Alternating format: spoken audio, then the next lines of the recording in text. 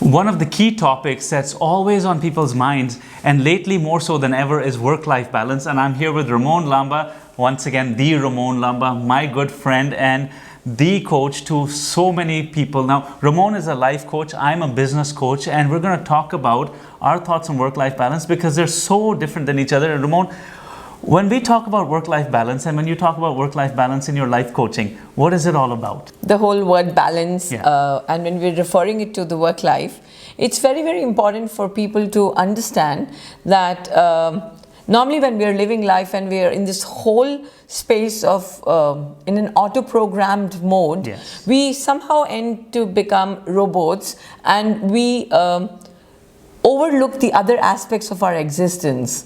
So work-life balance for me is coming more from a space of consciousness, where we have more choice available, and we have this awareness of how to switch off our role when we are at the home space. Let's say I'm having a hard day at work and everything has gone wrong. It's just one of those days, and then when I'm coming home, there's all sorts of road rage and there's people cutting me off and there's people fighting on the road, and you know how in Delhi we create jams with each other. What am I supposed to do in a realistic situation? Because I'm bringing my emotions with me.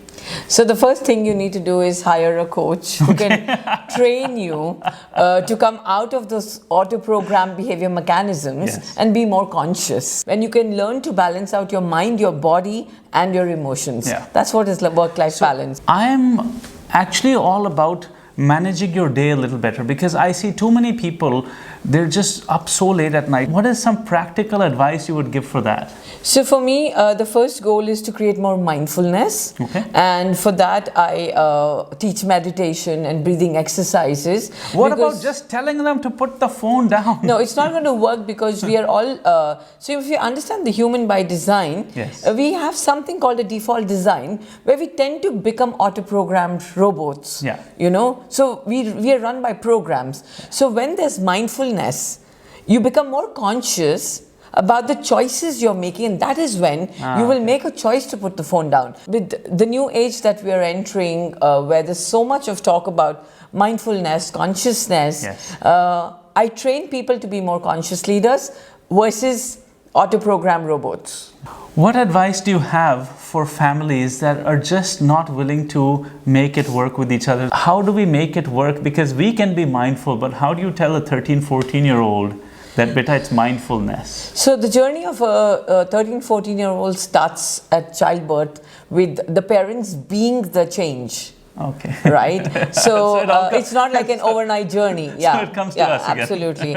So it's not like a quick fix formula where you say suddenly at 14 you tell your children create mindfulness. So if they've grown up in an environment with mindful parents who encourage spending time and talking time and the touch and the connectedness, they by default get programmed into that kind of an environment. So you just suddenly can't wake up one day and expect a human being to change. And that is where the role of a mentor or coach or a certain professional intervention comes, where then you have certain tools, techniques and tips and tricks to recreate the hardwired programs. So I think this should be done at a young age. You know why?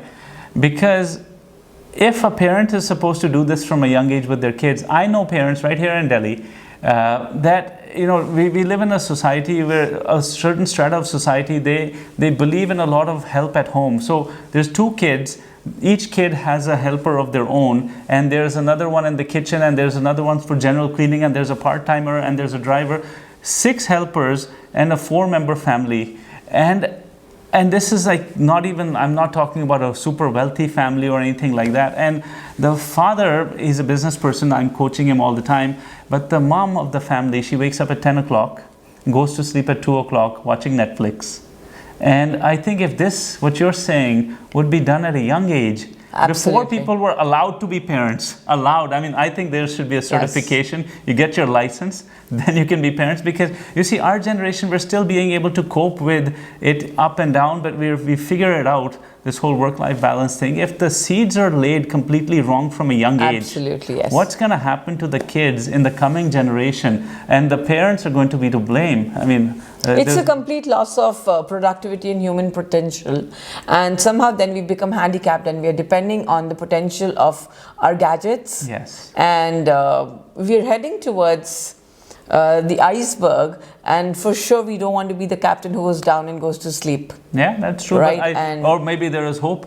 Maybe we're gonna, like in the Matrix movie, we're gonna get those brain-computer implants, and nobody will care about any of this because life will be so different that we won't even be living this lifestyle. Yes, but then then you miss out on the human essence of the connectedness, that vibration, that touch, and so it's really important for each one of us to wake up to the human potential that we have available to us, be more mindful with the choices we are making, and create more conscious leaders out of our children. That's true, because what the world I'm talking about is going to be more of a sci-fi world, and because I'm a sci-fi nut, so I can see some hope in that too, but honestly, realistically, I think by that time humanity is gone. It's going to work against humanity. Yeah, humanity is gone. Well, thank you, Ramon, for sharing your thoughts on this.